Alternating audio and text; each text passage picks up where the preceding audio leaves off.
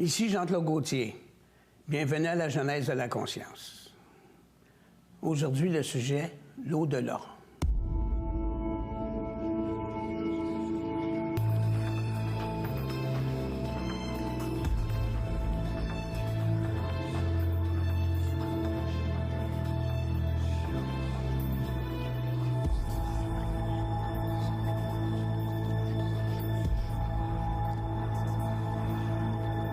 Normand Pinard, bienvenue. Bonjour Jean-Claude.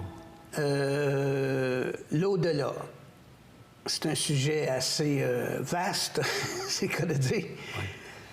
Oui. Mais dans les autres, vous aviez parlé aussi dans les autres séries sur la mort.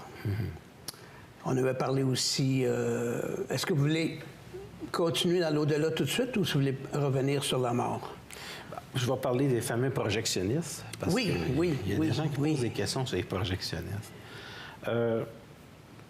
À vrai dire, la chose qu'il faut comprendre dans tout le principe, moi, je vais commencer par l'au-delà, puis je vais expliquer ça, les manipulations, la matrice, je vais expliquer ça tantôt.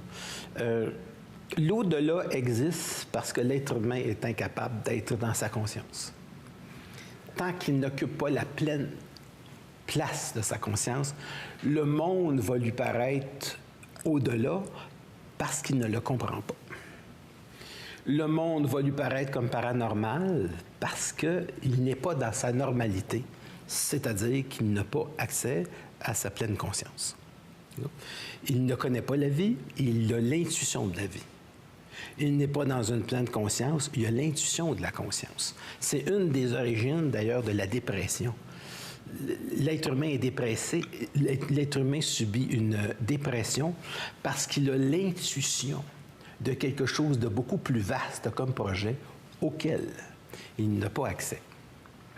Donc, c'est cette intuition qui fait que l'être humain est comme insatisfait de sa vie. Parce qu'il sait à quelque part qu'il y a un projet beaucoup plus grand, il y a un projet beaucoup plus intelligent, il y a un projet beaucoup plus vaste. Il y a quelque chose de beaucoup plus organisé que sa propre conscience. Et au fur et à mesure où il adhère à sa conscience, il occupe une place qui lui permet de comprendre ou d'avoir une bonne intuition en ce qui concerne l'au-delà, en ce qui concerne le paranormal, et à ce moment-là, il n'y en a plus d'au-delà. Devenir conscient, c'est éliminer l'au-delà. Il ne se donne pas la permission ou c'est parce qu'il n'est pas prêt? C'est pas parce qu'il ne se donne pas la permission. L'être humain n'est même pas conscient de la permission qu'il peut se donner.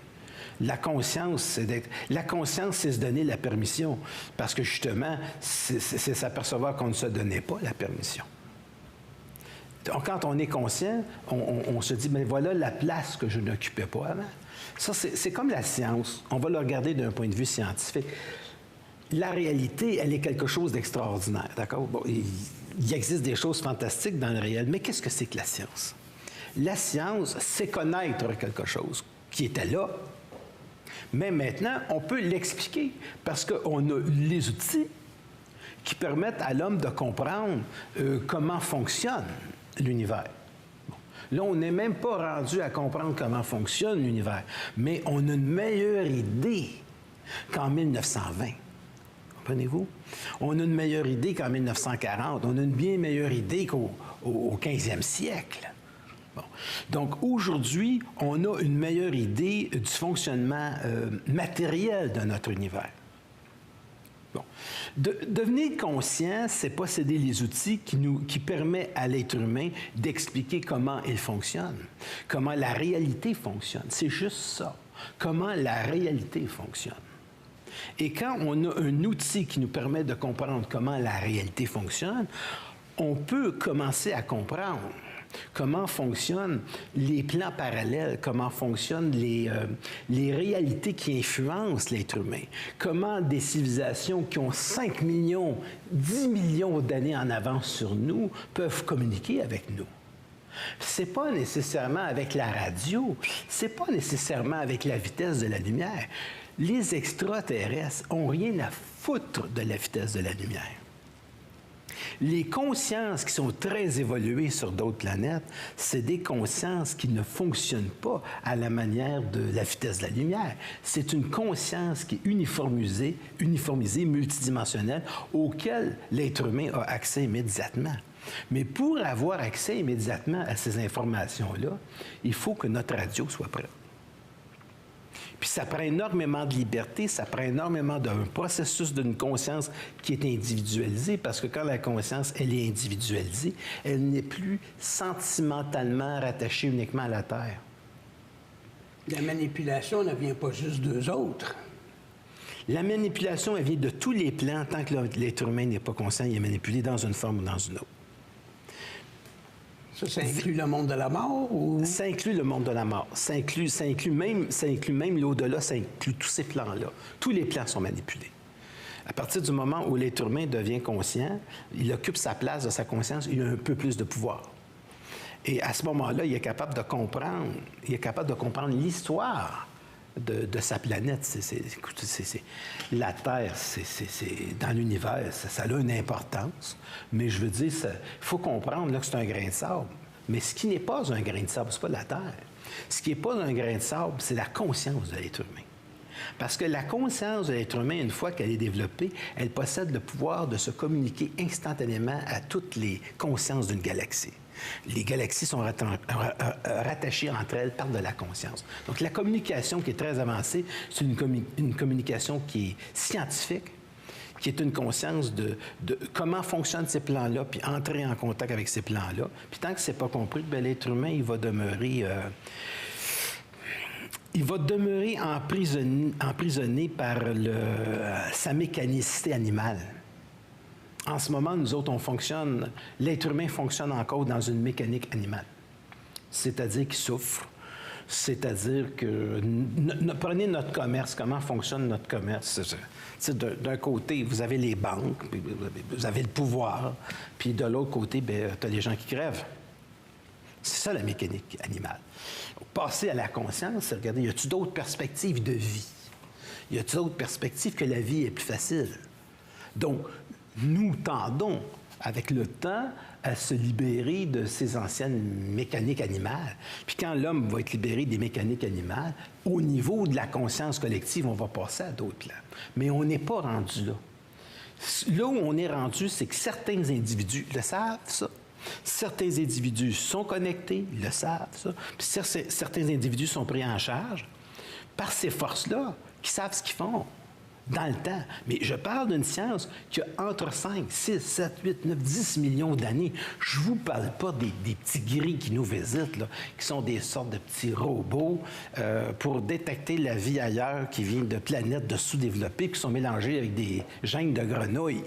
Puis quand tu essaies de communiquer avec ces créatures-là, qui sont capables de lire ton inconscient, la seule chose qu'ils peuvent dire, c'est « On va pas trop loin avec ça. Pas plus qu'autrefois, on avait une Sainte Vierge qui dirait « Priez, priez, priez, jeûnez, jeûnez, jeûnez ». On ne peut pas aller loin avec ça.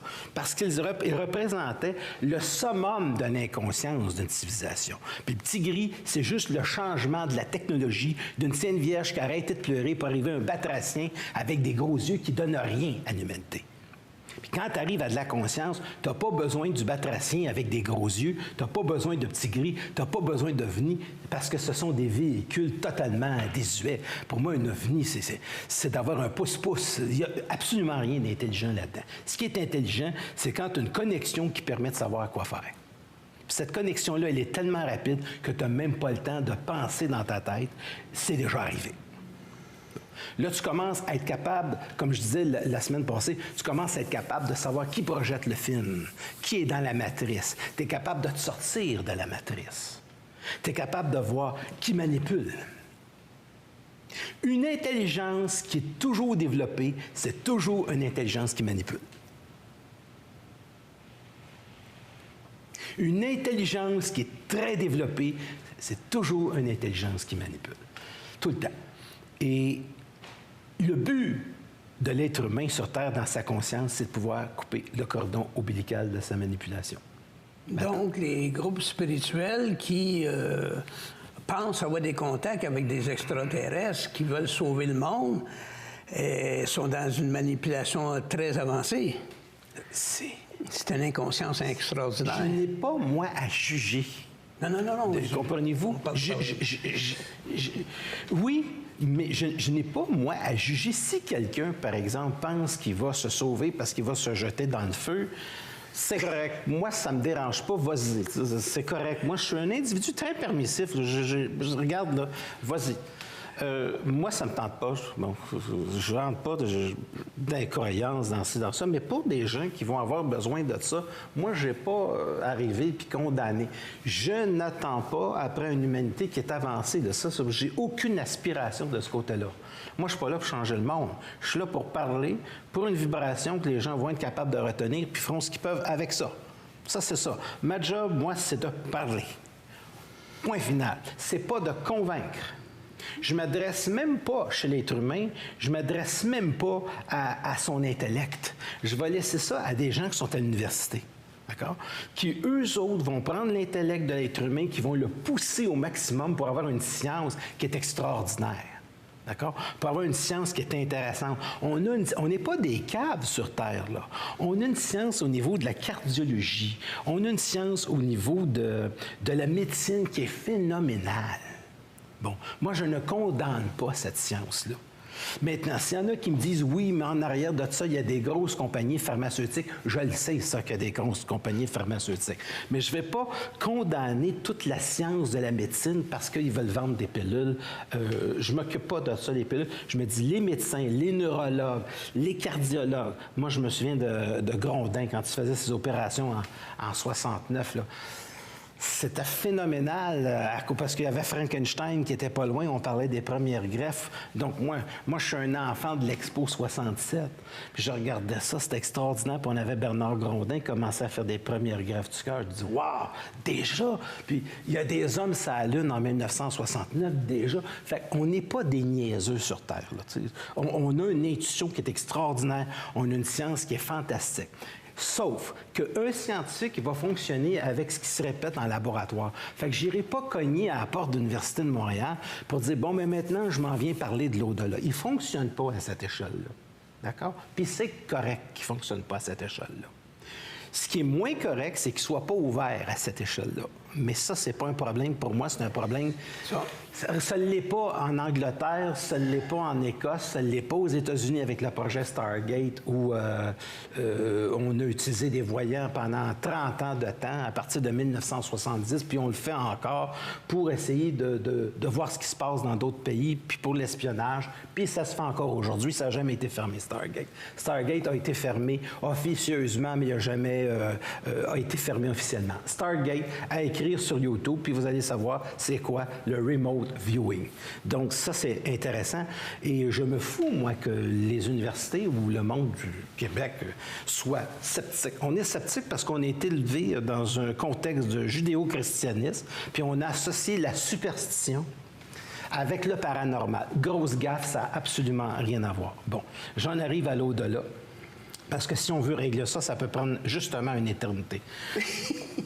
Une éternité, oui, OK. Une éternité. On peut pas, tu sais, bon. Maintenant, le plus beau de notre science fait pas qu'un gars qui se promène avec un iPhone sa rue Sainte-Catherine à longueur de journée, ça fait pas de lui un savant, ça fait juste de lui un cave, comprends-tu, qui risque de rencontrer une voiture avec son téléphone cellulaire. Fait qu'évidemment, c'est une grande technologie qui arrive à une époque que nous autres, là, on sait pas comment dealer avec ça, là. C'est-à-dire qu'on... Juste ça. Fait qu'imaginez-vous maintenant des extraterrestres qui apparaissent dans votre jardin, comment est-ce qu'on va dealer avec ça? Là, on vient entre le moment où on a fait les premières émissions puis maintenant, là, on vient juste de découvrir qu'il y a de l'eau sur Mars. On n'est pas lié, là. Ça n'a pas été le petit entrefilet dans le journal de web qu'on dit « On a découvert de l'eau, on a découvert d'autres planètes, toujours un petit... » Là, ça a été une conférence de presse officielle.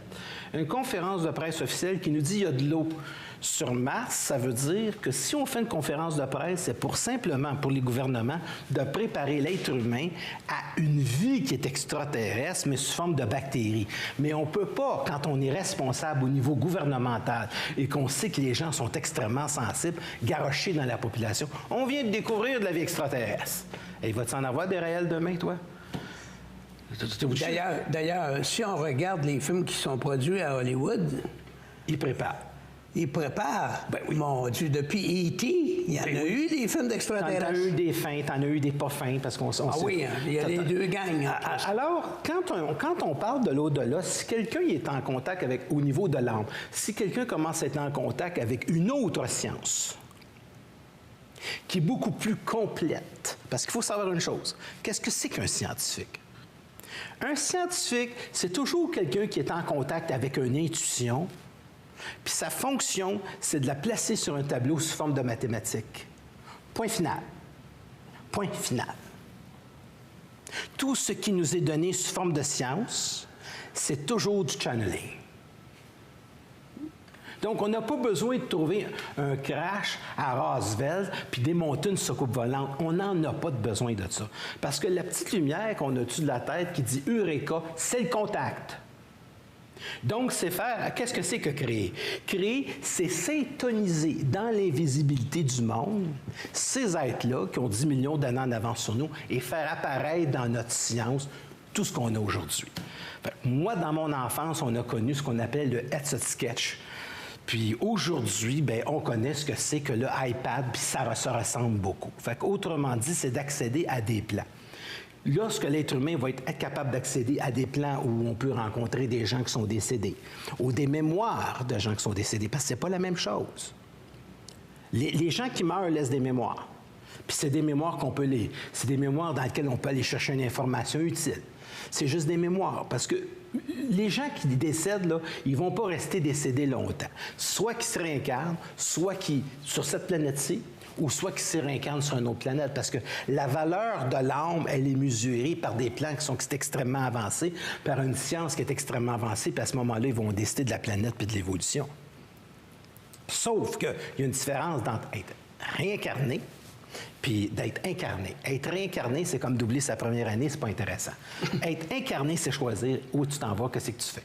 Ça veut dire qu'il y a beaucoup plus de conscientisation, il y a beaucoup plus d'intelligence, il y a beaucoup plus de libre arbitre au niveau de la matrice quand tu t'incarnes, parce que incarner, c'est choisir. Être réincarné, c'est redoubler son année. Ça, c'est être pogné avec les plans. Fait que ça, c'est quelqu'un qui oublie justement d'aller voir le projectionniste puis de changer la bobine. Nous, notre devoir, c'est de changer la bobine. Mais c'est pas ça qui nous arrive. On est toujours pogné dans la bobine, comprends-tu? On recommence toujours le même film. On recommence le même film. C'est pas vrai que l'être humain acquiert de la sagesse. C'est faux. C'est totalement faux. Moi, je vous dis ceci, Hitler ou tous ces gens qui ont existé, des dictatures, tout ça, ça peut recommencer demain. Si un gouvernement, et je le dis là, si un gouvernement décide de dire, bon, l'argent, ça vaut plus rien, dictature, arrêtez l'Internet, tiens, ça se fait de même. En Amérique, ça se fait comme ça. Fait que, allez pas vous illusionner qu'on est libre. On n'est même pas libre de nos gouvernements. Fait que, cassez-vous pas la tête avec ça. L'être humain a infiniment pas de libre arbitre. Infiniment pas de libre arbitre. Regardez le matin, les gens qui vont travailler puis essaient de me dire s'il y a du libre arbitre là-dedans, il n'y en a pas beaucoup. Alors, vous allez, c'est beaucoup plus difficile de vivre aujourd'hui parce que les gens ont 10 fois plus de choses à consommer.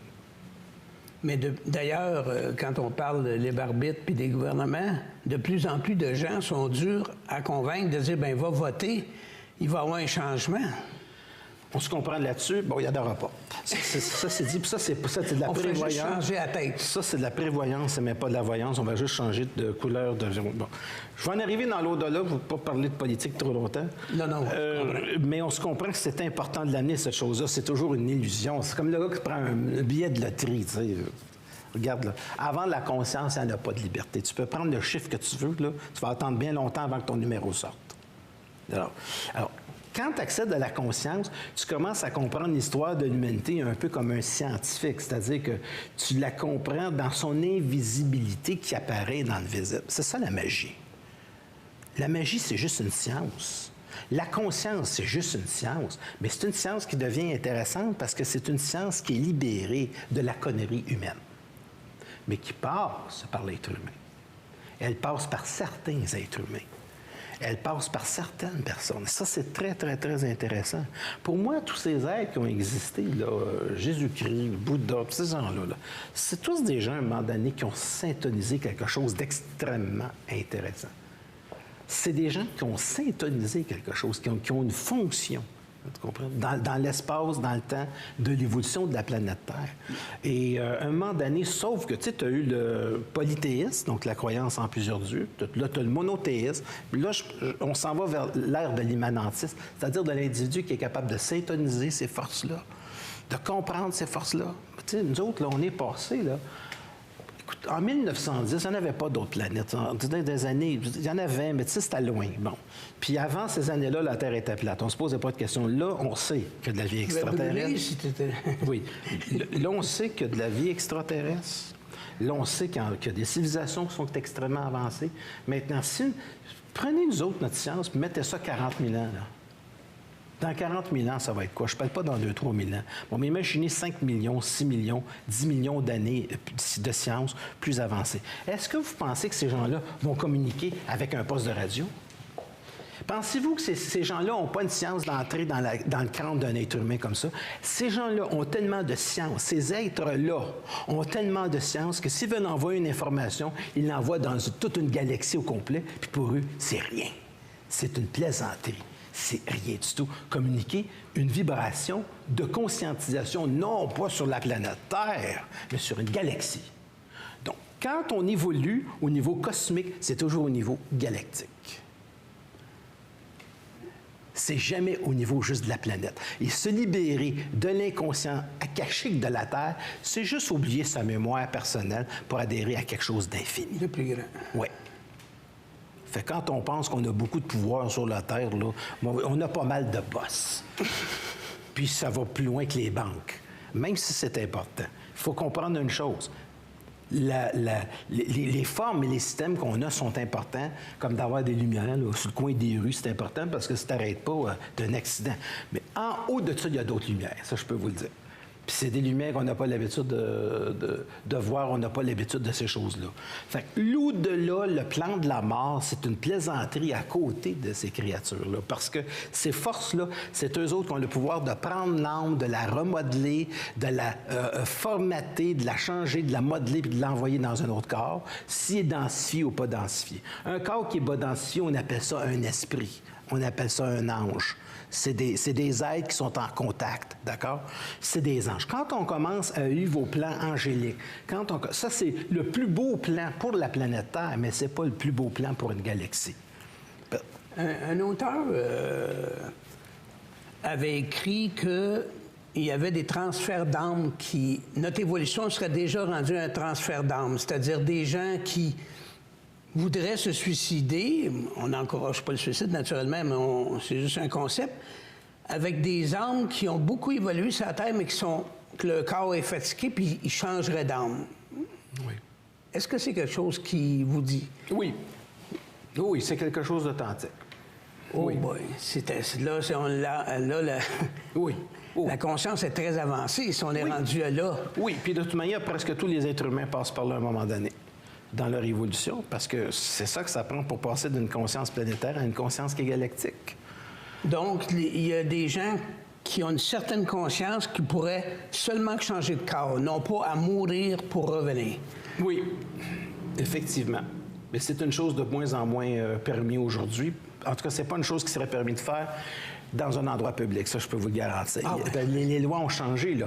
Au Moyen Âge, on avait la capacité de disparaître à une place puis de réapparaître facilement. Mais aujourd'hui, ces choses-là peuvent être faites en secret, mais ça ne peut pas être fait devant le public. Parce que le choc qui est amené dans l'humanité serait tellement puissant que c'est la raison pour laquelle c'est interdit aujourd'hui, ce genre de truc-là. L'homme n'est plus libre de cette chose-là. Chaque chose en son temps. Dans le médiéval, il y avait une sorte de pouvoir qui était permis. Aujourd'hui, ce ne l'est plus. Les sorciers d'antan étaient beaucoup plus puissants qu'aujourd'hui. Les sorciers dans le temps avaient un contact direct avec des civilisations qui étaient extrêmement avancées, mais ils n'avaient pas d'individualité. Ils ne vivaient pas dans une société où les individualités étaient permises. C'était de l'inconscient collectif qui était permis. L'âme, elle était collective. À la période des Amérindiens.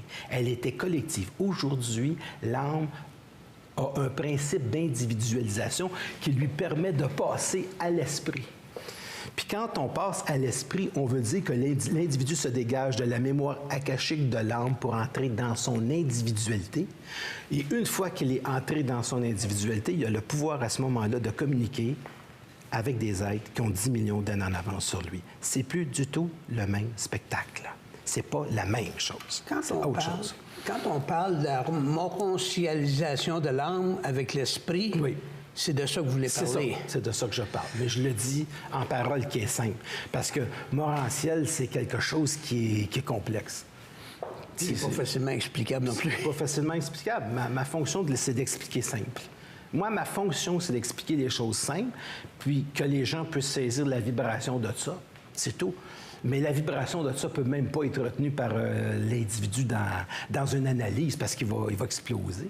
C'est pas important, c'est que ça fasse son petit boulot de travail, c'est que ça fasse sa job. Rendre disponible l'information pour que les gens puissent progresser à leur rythme. Oui, oui. Moi, je sais ceci, regardez, là, la majorité des gens, je parle du Soleil, là. Si je leur dis c'est situé à 8 minutes de la Terre, la majorité des gens ne savent pas ça. La majorité des gens ne le savent pas, ça.